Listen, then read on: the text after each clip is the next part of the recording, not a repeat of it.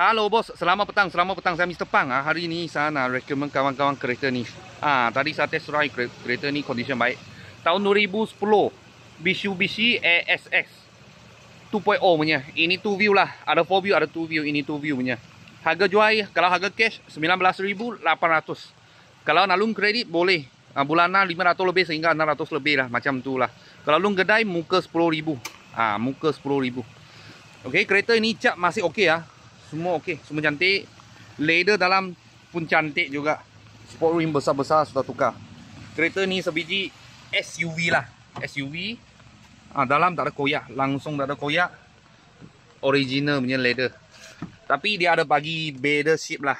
Tadi saya ada main dia punya pedal shift, memang okey. Ini depan punya sensor lah. Tadi saya tekan ada function tu. Gap bumper depan. Reverse camera dia ada bagi ya. Ada. Memang ada Android player. Dalam punya leather original lah.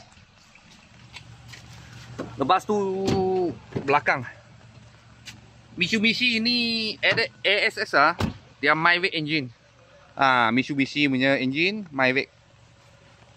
Belakang pun cantik semua. Harga jual 19.800. 19.800. Tapi sober saya tak ada tengok lah sudah tukar belum. Tak ada lah ori punya. Sebab hujan tadi saya terus bawa keluar lah. Kereta ini memang luar arm semua okey. Dia punya gearbox pun smooth juga. Kalau bos-bos dan kawan-kawan siapa tengah cari satu SUV tapi 2 view punya lah. 2 view punya Mitsubishi. Kita sini ada sebiji. Kalau ada apa murah-murah kereta saya akan video lagi. Thank you bos, thank you.